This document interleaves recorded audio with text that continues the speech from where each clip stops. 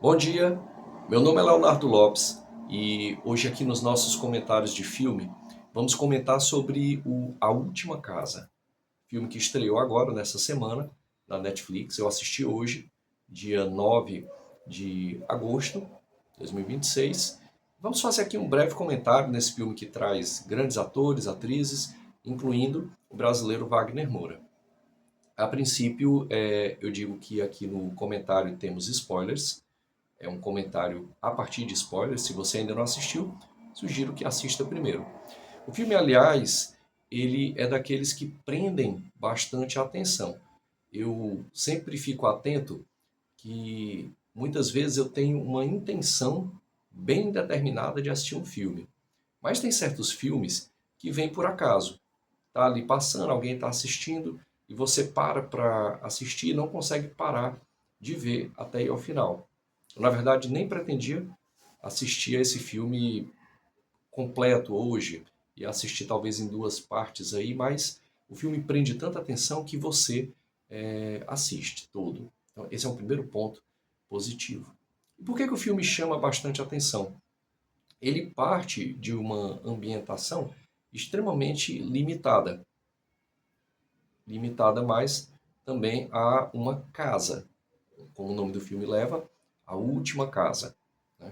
Mas a princípio ele parte de um quarteirão, ou pelo menos é o que nos aparece. E essa é uma característica principal do filme. Tá tudo bem, até que de repente as portas da casa não abrem. E quando ele passa a olhar para as outras casas do quarteirão, e aí eu digo quarteirão porque é aonde o filme fica focado. Não há, pelo menos a princípio, uma indicação de algo mais macro, cidade, país, continente, algo do tipo, né? Então tudo gira em torno da casa lá do Wagner Moura, a sua mulher, dois filhos, e da forma como a partir disso ele começa a fazer contato com outros vizinhos, que aliás, com os quais não sabia nem o nome, porque não mantinha nenhum tipo de contato. É aquele tipo de vizinhança que você dá bom dia, boa tarde, boa noite e só. Mas a partir disso eles começam a manter contato. O filme começa com um tom sobrenatural bastante evidenciado, mas que ao longo da história não se mantém. Portas trancadas, nenhuma explicação. E essa é uma característica bastante interessante nesse filme. Ele parte de um contexto micro para um contexto macro. Qual o contexto micro? É a casa. A casa é um grande personagem. E, aliás, uma casa que é um personagem que está doente, porque está com rachaduras. E ao longo do filme, as falhas estruturais da casa vão se colocando. No entanto, o que se mantém bastante fortalecido, mesmo diante de todas essas falhas estruturais, do mistério que paira de as portas da casa toda estarem trancadas, é a resiliência da família, dele, esposa e dois filhos. Eles passam anos presos, e mesmo esses anos presos não conseguem destruir a família, assim como a casa estava sendo destruída e eles percebiam o mundo ao seu redor, porque eles viam pelas janelas o próprio mundo mudando. É um filme que traz metáforas muito profundas.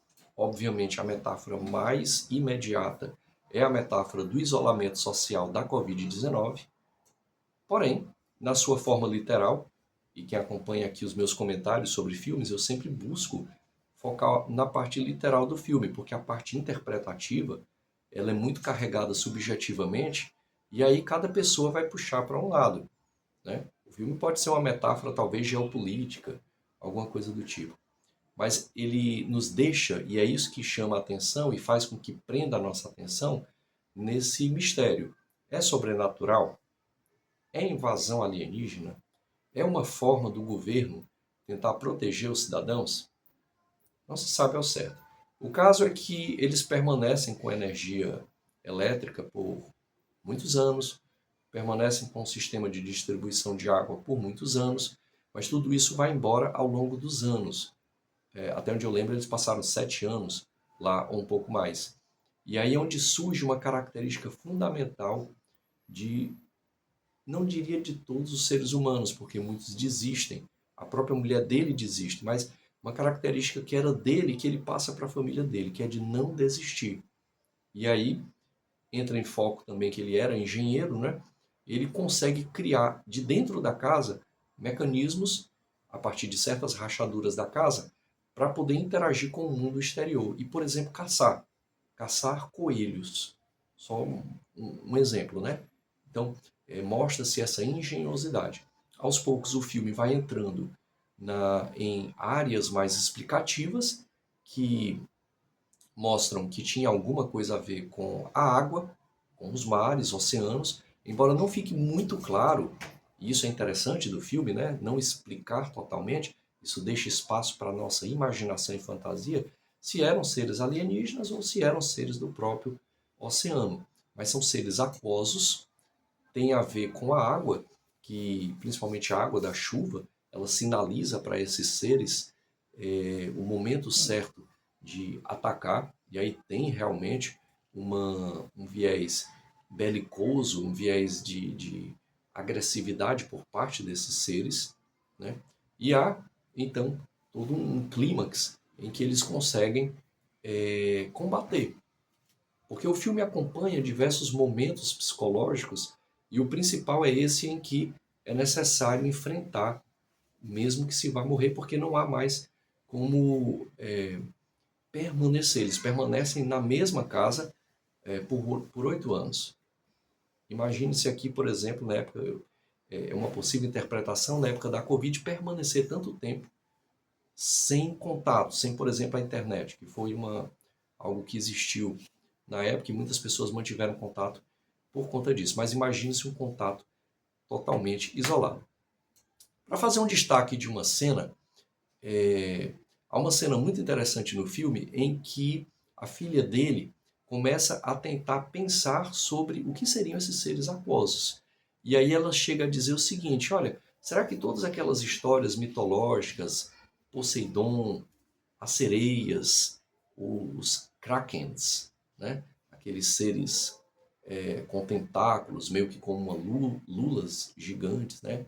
Caríbides, por exemplo, lá da Odisseia de Homero. Será que todos esses seres realmente não foram verdade? Será que eles sempre estiveram aí? E ele olha para ela e diz assim: vai fazer alguma coisa de útil. É interessante essa cena porque ela mostra dois pontos de vista bem interessantes. Um que é o ponto de vista da inutilidade do pensamento.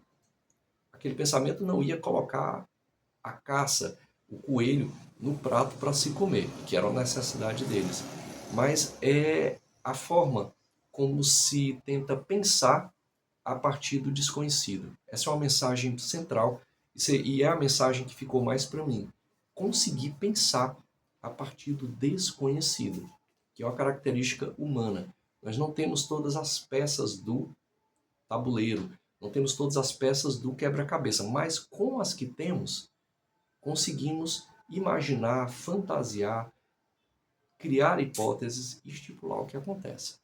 Então é um bom filme, ele não é um grande filme no sentido de ser um clássico nesse gênero. Há outros filmes, aliás, parecidos nesse contexto, mas é um bom filme para se assistir em um final de semana comendo uma pipoca. Bom, é isso, esse é o nosso comentário do filme. Se você gostou, eu peço aquele básico que todo mundo que produz algum material no YouTube pede: comentário, like, um compartilhamento talvez. Vamos ficando por aqui e muito obrigado.